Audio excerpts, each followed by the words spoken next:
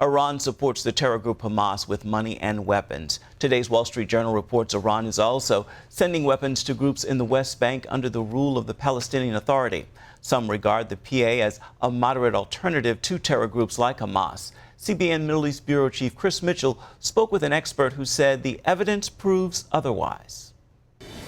Last Friday, the Palestinian Authority Ministry of Religion sent this notice to its mosques, instructing imams to make a certain point in their sermons and prayers. One of the things they should talk about is quoting the Hadith, the Islamic tradition that calls for literally the genocide of Jews. This is what the Palestinian Authority Ministry of Religion told their religious leaders to talk about today. That Hadith quote reads, "The judgment hour will not begin until you fight the Jews, until a Jew will hide behind a rock or a tree, and the rock or tree will say, 'O Muslim, O slave of Allah, here is a Jew behind me. Come and kill him.'" That's what the PA told its people today. And if you go to our website, palwatch.org, you'll find many examples of Palestinian religious leaders saying that on official Palestinian TV for many, many years. For close to 30 years, Itamar Marcus has reported on this promotion of terror.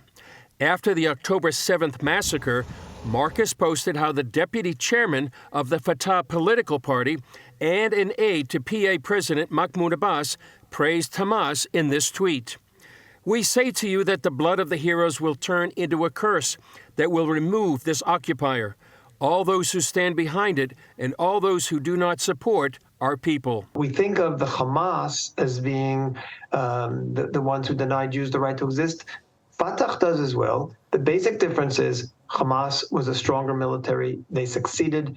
They did what Fatah would love to have done, but didn't do it because they were unable. What is the relationship between Fatah and the Palestinian Authority? Fatah and the Palestinian Authority is basically one and the same. The head of the Palestinian Authority is Mahmoud Abbas. The head of Fatah is Mahmoud Abbas. Many of the senior officials in Fatah are the senior officials of the Palestinian Authority. Fatah is the political party that rules the Palestinian Authority, so that they're essentially one and the same. Even so, President Joe Biden pledged $100 million to the PA and humanitarian aid in Gaza and remains committed to a two-state solution. Biden also said that Hamas don't represent the Palestinian people.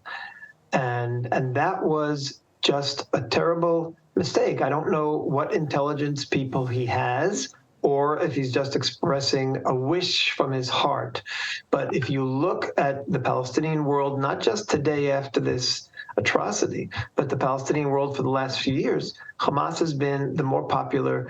So Hamas definitely represents the Palestinian people at this point. Marcus says the PA is now calling on Palestinians in the West Bank to rise up against Israel. We're right now publicizing all of the Palestinian Authority's support for this terror invasion. Palestinian Authority has been broadcasting calls for people to join, for West Bank, for Judea and Samaria Arabs to join in the terror against Israel. Marcus says the world is not seeing the true face of the Palestinian Authority. The tragedy is that the world has seen the Palestinian Authority as a quote-unquote peace partner all these years. They have funded them. They've given them money. They used all that money to educate a generation of Palestinians that they have the obligation to fight to destroy Israel. They have obligation to fight to kill Jews. Hamas today and its power is the result not of Hamas education. It's the result of Palestinian Authority education. They're the ones who educated this entire generation.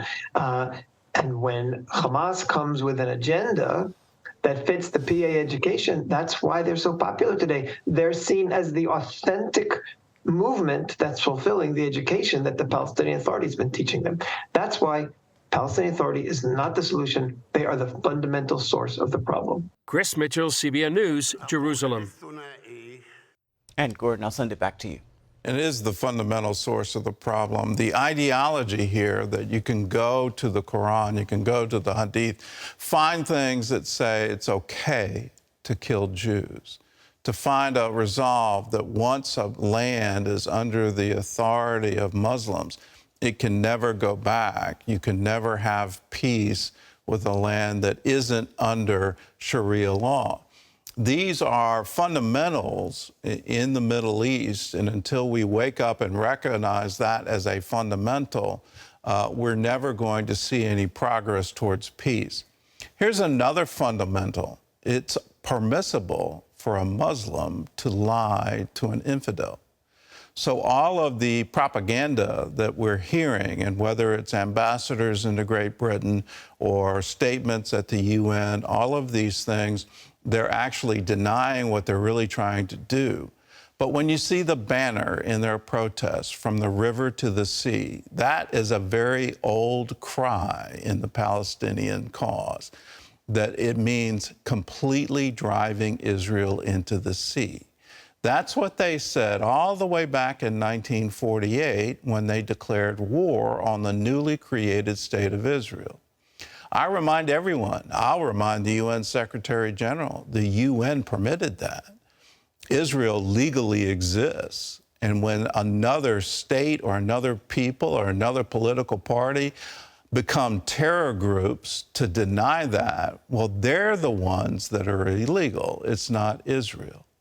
Let's wake up to what they're actually saying to their own people, and let's believe them when they say it.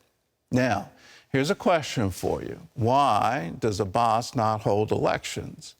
Well, the reason is he knows he would be defeated, that Hamas would be elected and would then run the Palestinian Authority on the West Bank. He already knows that. Hamas does represent the Palestinian people. There is no separation on their ideology. There may be separation on their tactics, but there's no separation on their ideology. Let's wake up to it. Let's believe what they're saying to their own people.